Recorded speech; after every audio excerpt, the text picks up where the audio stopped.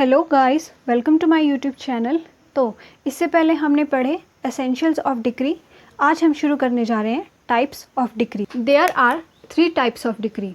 First preliminary decree, second final decree and 3 partly final and partly preliminary decree. तो आज हम सिर्फ preliminary decree के बारे में जानेंगे।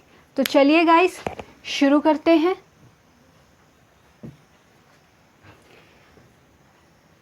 Preliminary decree. तो अगर हम सेक्शन की लैंग्वेज को देखें तो हम देखेंगे a decree is preliminary when further proceedings have to be taken before the suit is completely disposed of.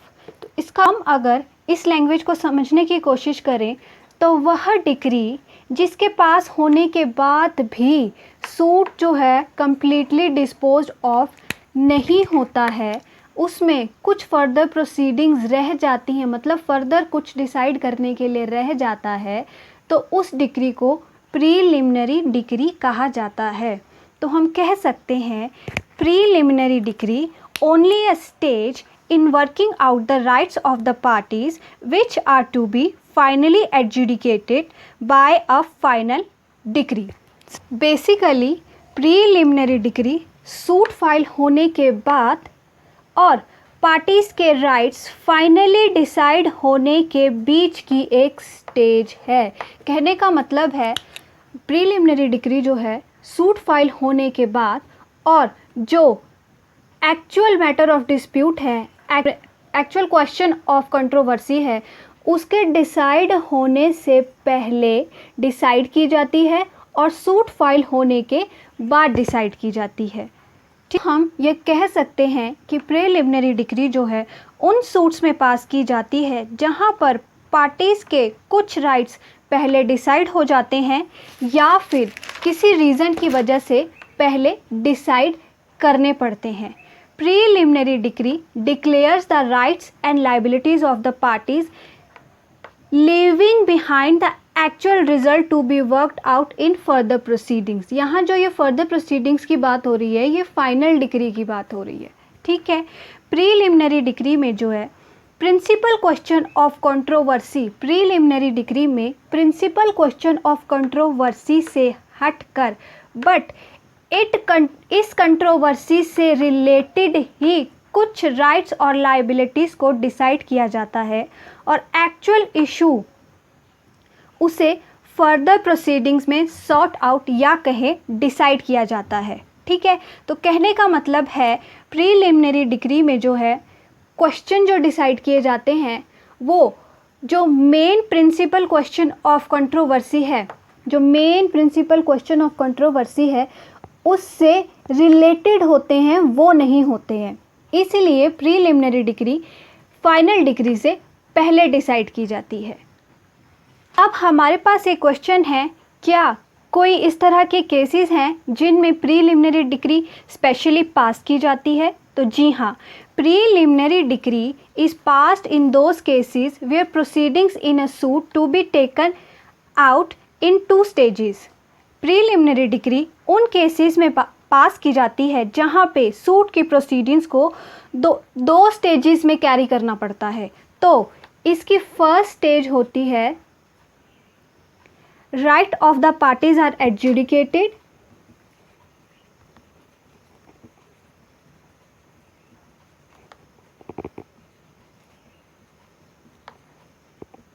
और इसकी सेकंड स्टेज में those rights are implemented।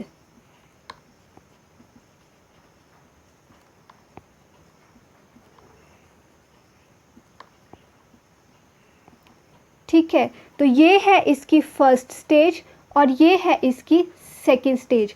अब ये जो हम इस टाइम फर्स्ट स्टेज की बात कर रहे हैं ये प्रीलिमिनरी डिक्री है और ये जो सेकंड स्टेज है ये फाइनल डिक्री है। हम इसकी अभी बात नहीं कर रहे हैं, हम इसकी बात कर रहे हैं।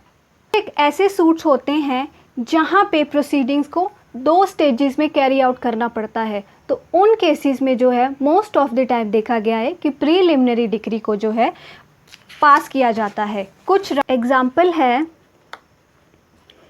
ए suit for possession and many profits. A suit for possession and many profits.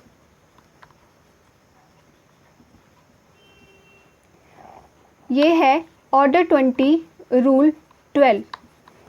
Suit, अगर हम एक एग्जाम्पल लेके समझे तो हमें जल्दी समझ आएगा. फॉर एग्जाम्पल, ए ने जो है बी के अगेंस्ट एक सूट फाइल किया. अब A claim that B has taken the wrongful possession of his house. A बोल रहा है कि बी ने उसके घर पर नाजायज़ कब्जा कर रखा है. And B also gave a room of this house for rent and earning a profit for it from it. ठीक है. और साथ ही बी ने क्या कर रखा है, इस घर का, मान लीजिए ये घर है, इस घर का एक कमरा जो है बी ने वो किराए पे दे रखा है और उससे प्रॉफिट अर्न कर रहा है. नाउ इन दिस सूट अगर हम देखें तो मेन इशू क्या है, तो मेन इशू जो है that is the recovery of possession. Recovery of possession, then many profits. तो अब कोर्ट इस केस में पहले मैनी प्रॉफिट्स की डिक्री पास करेंगे. डिक्री पास करेंगे. उसके बाद जो फाइनल इशू है for the transfer of possession,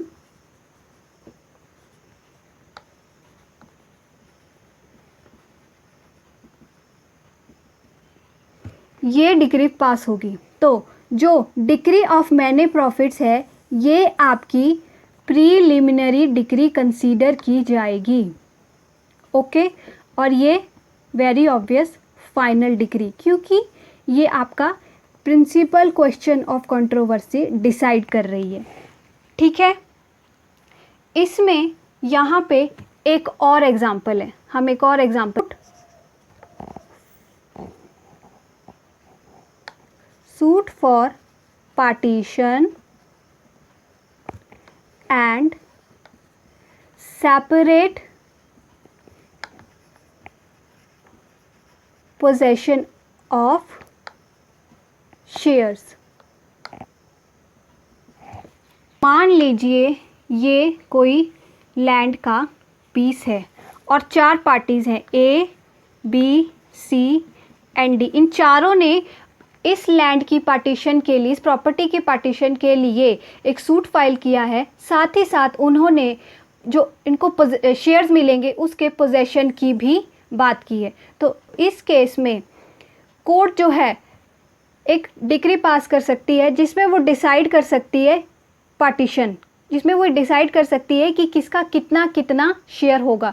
तो ये अब A B C D, very obvious. अगर हम कर दें 1/4 A, 1/4 B, 1/4 C and 1/4 D. अब हमें ये पता चल गया पार्टीशन से कि ए बी और सी डी को 1/4 शेयर मिला है. ठीक है. चारों को बराबर मिला है. लेकिन किसका हिस्सा कौन सा है, किसका हिस्सा कौन सा है, ये पोजेशन ऑफ शेयर के पार्ट डिसाइड होएगा.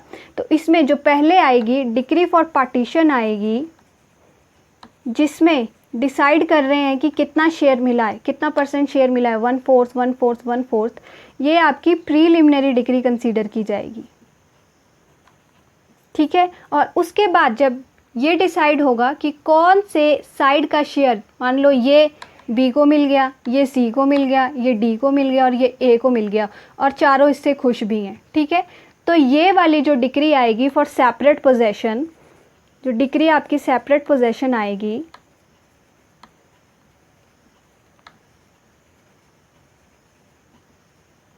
ये जो आपकी फाइनल डिक्री मानी जाएगी. ठीक है.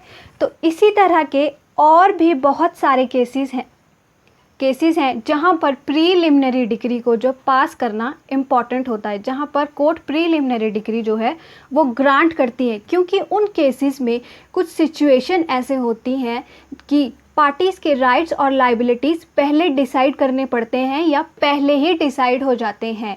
Suit for partition and separate possession of shares की बात करें तो अगर कोर्ट यहाँ पे पहले पार्टीज की पार्टीशन जो है कितना उनको शेयर मिल रहा है, शेयर जो है वही डिसाइड नहीं करेगी तो पोजेशन कैसे देगी वो, उतने पोजेशन कैसे देगी वो शेयर का।